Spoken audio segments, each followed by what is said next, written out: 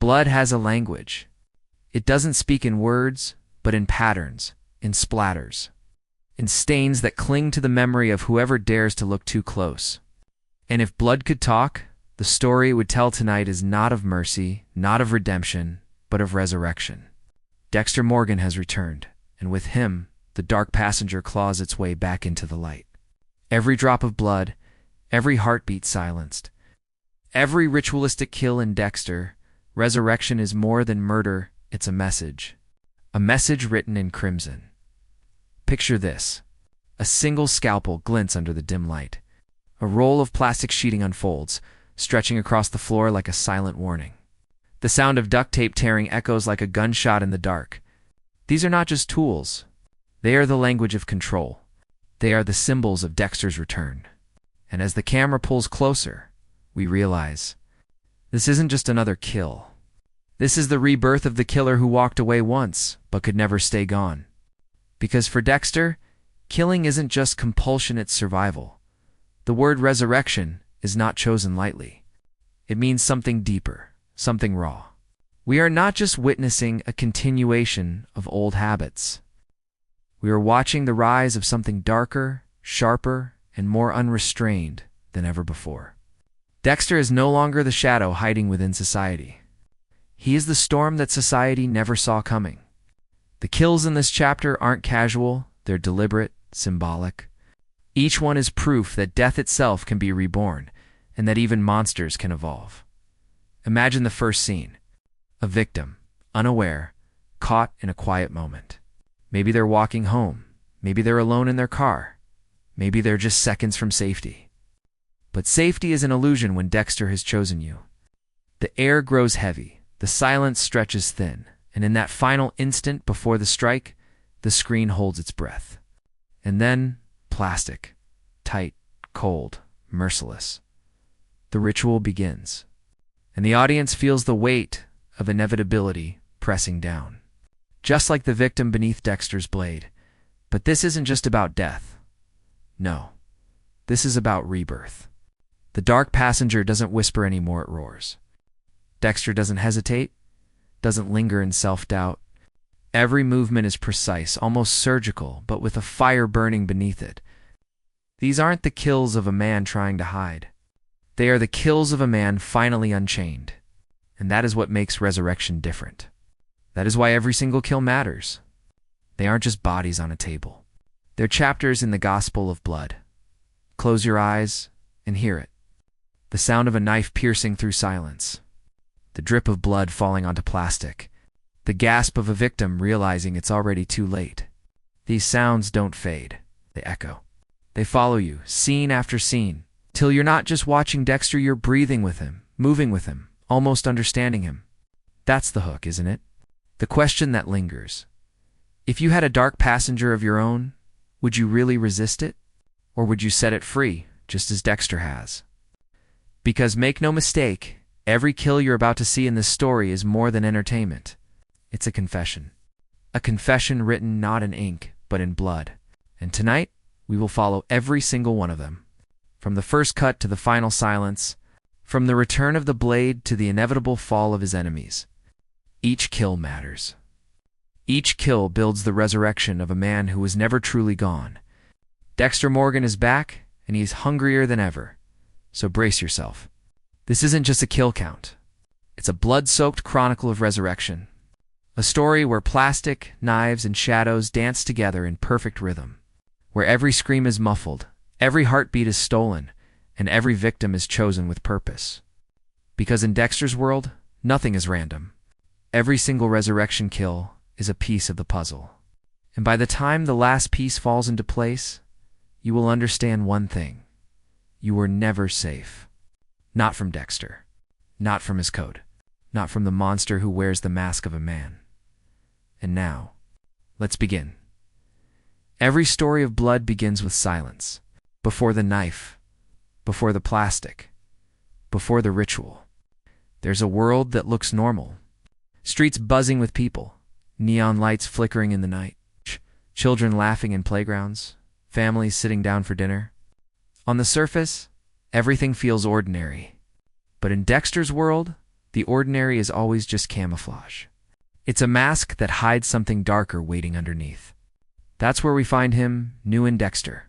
Resurrection, a man standing in plain sight. Yet completely apart from everyone around him, resurrection doesn't just mean Dexter has returned. It means he has been reborn into a new life, a new setting, a new hunting ground. But the question is, can a predator really blend in with the herd?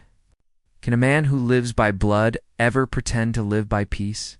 The very air around him seems to say, no. It carries the weight of unfinished business, of sins that can't be buried, of urges that can't be silenced. For Dexter Morgan, there is no such thing as retirement. The dark passenger always waits for its chance to drive again. When the season opens, the stage is deceptively calm. Dexter has stepped into a new identity, trying to rebuild, trying to exist without the constant pull of the blade. On the outside, he looks like everyone else, working, talking, smiling, living. But for us, the audience, that smile doesn't fool anyone. It never did. We know the truth, and the truth is heavy. A wolf can only wear the skin of a sheep for so long before the hunger takes over. The stage is painted carefully. Every detail matters. The quiet town or new city where Dexter tries to exist feels too clean, too safe, too bright. The kind of place where no one locks their doors at night. But that illusion of safety is exactly what makes it dangerous. It's the perfect hunting ground for someone like him. Because predators don't just hide in shadows, they walk in daylight, unnoticed, invisible, until the moment they choose not to be. Characters orbit Dexter like planets around a sun, each one unaware of the fire burning at his core. Friends, co-workers, maybe even someone daring to get close to him emotionally. They see him as normal, perhaps even kind, but they don't see the ritual knife. They don't hear the whispers of Harry's code. They don't feel the pulse of the dark passenger urging him to act. That's what makes it chilling. The stage is set with people who trust him, who let him into their lives, not realizing they are standing inches away from a monster who decides who lives and who dies. The environment itself plays its role in this resurrection. Maybe it's a colder world, stripped of the warmth of Miami's sun-drenched beaches. Maybe it's grayer, harsher, more unforgiving. This shift isn't just about scenery, it's about psychology. Dexter has always adapted to his surroundings, but with every adaptation, his kills adapt too. The new stage brings new opportunities, new victims, new methods. The audience can already sense it. The dark passenger isn't just back. It's evolving. And this is where the genius of the setup lies. The show doesn't throw Dexter straight into blood from the very first second. It teases, it stretches. It shows us a man balancing on the edge of control, smiling through clenched teeth, trying to live without the one thing that makes him feel alive. The tension builds in silence. Every normal conversation feels too calm. Every friendly interaction feels fragile. We wait for the mask to slip, and we know it will. The stage is too perfect for it not to. As the setting unfolds, we see small cracks in Dexter's facade, a glance that lasts too long, a hesitation before answering a question, a quiet moment where his hand grips something sharp just a little too tightly. These aren't accidents. They're warnings. Signals to the audience that the predator is stirring beneath the surface. And when the first victim steps unknowingly into his path, we already know what will happen. The stage has been set. The curtains have lifted. The ritual is ready to begin again. But here's the truth. Dexter doesn't just kill because he must. He kills because the world around him provides him with reasons. Corrupt men, abusers, predators of another kind. The stage isn't just his hiding place, it's his hunting ground. And every new face he encounters could be a mask hiding rot beneath. That's how the setting feeds the story, by offering Dexter endless possibilities to justify his urges, endless prey to match his code. And as the pieces fall into place, one thing becomes painfully clear. This world may look new, but the cycle is the same. Death follows Dexter like a shadow no matter where he runs. The stage doesn't save him. It only sharpens him. It makes his return inevitable. Because no matter how normal things look, the silence is always temporary. The dark passenger is patient. It waits, It watches.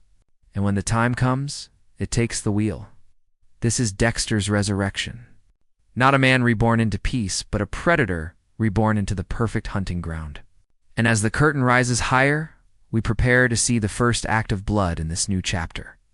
The stage is ready. The prey is near. And Dexter is coming back to life.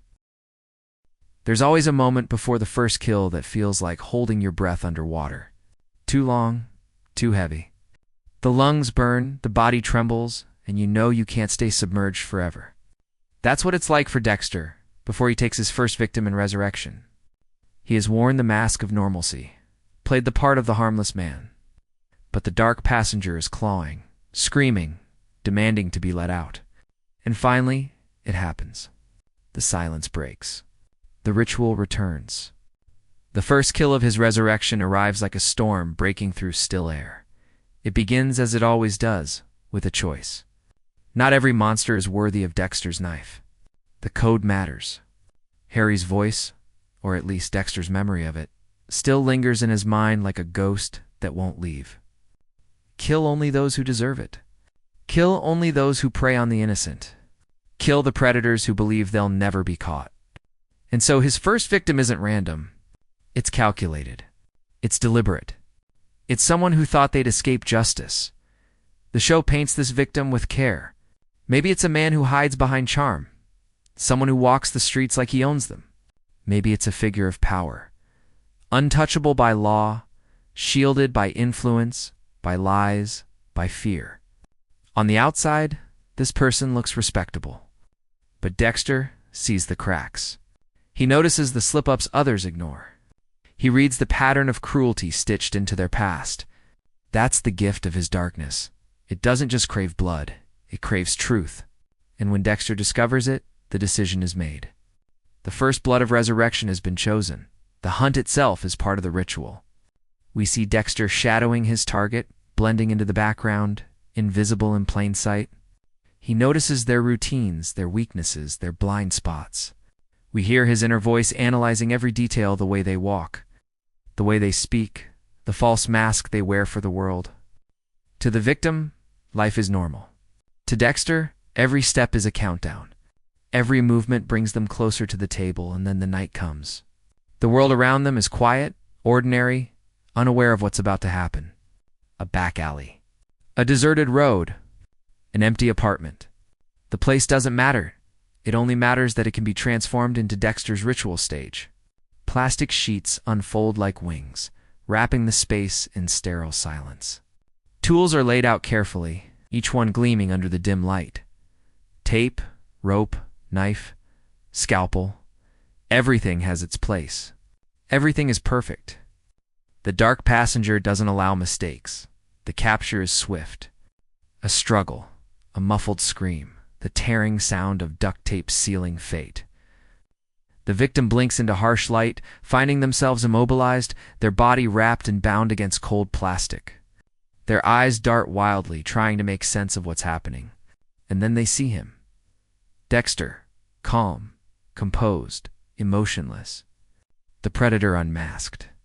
His face isn't angry, it's almost serene. Because this isn't chaos. This is order. This is justice, delivered in silence.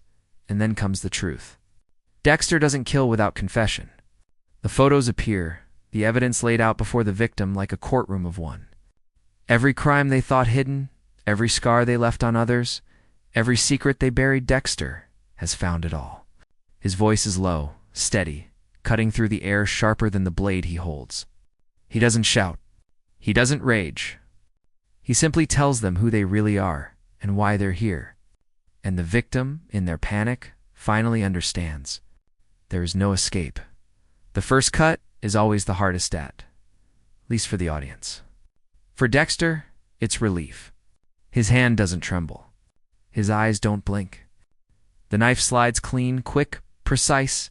Blood spreads across the plastic, bright and final. The silence after the strike is heavier than any scream could ever be. In that moment, the dark passenger exhales, satisfied. The hunger quiets, at least for now. Dexter has returned to himself, but this first kill is not just ritual. It's a statement. It tells us, the viewers, exactly who Dexter is in Resurrection. He is no longer the hesitant man torn between fatherhood and his darkness. He is no longer hiding in the shadow of doubt. He is sharper, colder, freer. The ritual is cleaner, the decision faster, the blade steadier. This isn't a man fighting against his dark passenger. This is a man embracing it. And yet, as always, the kill is layered with something more. Dexter doesn't just dispose of the body. He takes his trophy. A blood slide, the tiny square that carries the weight of every kill he's ever made. One drop of blood, preserved forever, locked away in his private collection. It's not just a ritual. It's memory. It's proof. It's a diary written in crimson. And as he slides that first sample into its place, the resurrection is complete. The audience feels it too. This first kill is like the opening note of a symphony. The kind that doesn't fade, but builds into something louder, darker, inevitable. Every beat that follows will grow heavier. Every victim that comes after will be compared to this moment. Because this is where the story turns. This is where Dexter Morgan stops pretending and starts becoming who he truly is again. When the scene ends, we are left with silence. Not peace, not closure, just silence. The kind that hangs heavy in the air, reminding us that this was only the beginning. The dark passenger is awake now, and it will not go back to sleep. Not after tasting blood again. The first kill has opened the door, and Dexter has stepped through. There is no turning back. And so, the resurrection begins not with words, but with a blade. Not with mercy, but with blood. Not with redemption, but with inevitability. This is the first act of Dexter's return. And every act that follows will be darker, sharper, and deadlier. Because the first kill isn't just a murder, it's a promise. A promise that the dark passenger will never rest again. Blood never stays silent for long. Once Dexter delivers his first kill, the dam inside him breaks. The hunger that slept for so long is wide awake, restless, gnawing at him from the inside. For a moment, the first kill brought relief. Almost combat calm is temporary. The dark passenger doesn't settle for one. It demands more. And in Dexter Resurrection, that's exactly what begins to happen. The cycle restarts. The pace quickens.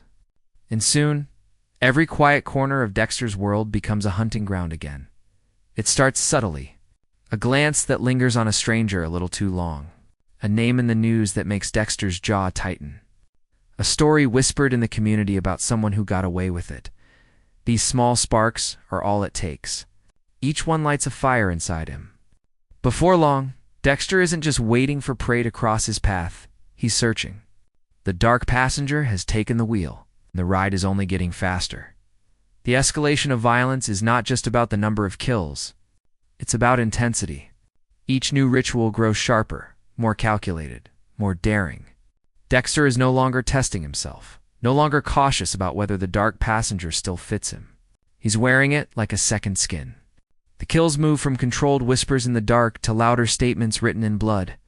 The first kill was rebirth. The next kills are evolution. We watch the rhythm form again, the stalking, the research, the evidence gathering. But it's quicker this time, less hesitant. Dexter doesn't spend weeks questioning whether to act. He finds his targets with precision, almost as if his instincts have been sharpened by the years of silence. Predators who hide in plain sight, abusers who believe they're untouchable. Killers who slipped through the cracks of justice, they all find themselves under his gaze. And one by one, they fall onto his table. The violence escalates not only in frequency, but in method. Dexter's ritual is familiar plastic sheets, scalpels, trophies, but the way he kills begins to adapt to his new world. Maybe he doesn't always have the safety of a private marina or an abandoned house. Maybe circumstances force him to improvise. A kill in a half-finished construction site, a kill staged to look like an accident. A kill pulled off in the open, so seamless that no one notices until it's far too late. Each variation adds a layer of danger, both for Dexter and for us as viewers. Because the further he stretches his ritual, the greater the chance of exposure. But Dexter isn't just killing to satisfy the dark passenger anymore. There's something sharper in him, something colder. These kills feel like statements, like challenges to the world around him. He's daring fate, daring law enforcement, daring anyone who thinks monsters can hide forever. With every new victim, he leaves an invisible mark. Not evidence, but a presence. The kind that makes the audience uneasy. Because we know escalation always leads to collapse. The show mirrors this build perfectly. Scenes cut faster, music sharpens, shadows grow heavier. We see Dexter moving with greater confidence, his kills piling up like notes in a song that's building toward a crescendo. One drop of blood becomes 2. 2 slides become 5. 5 become 10. His collection grows, and with it, so does the danger of discovery. It's not just the victims piling up, it's the risk, the weight, it's the inevitability of someone noticing the pattern. And yet that's what makes this escalation so hypnotic. For us, the audience, it's terrifying. But for Dexter, it's freedom. Each kill is a release. Each act, a reaffirmation of who he is. The more he kills, the more alive he feels. The violence isn't random, it's rhythmic. It's the heartbeat of the dark passenger. It's pulsing louder and louder with every strike of the blade. The victims themselves play a role in this escalation. The first may have been chosen carefully, deliberately, almost safely. But the next ones push the boundary.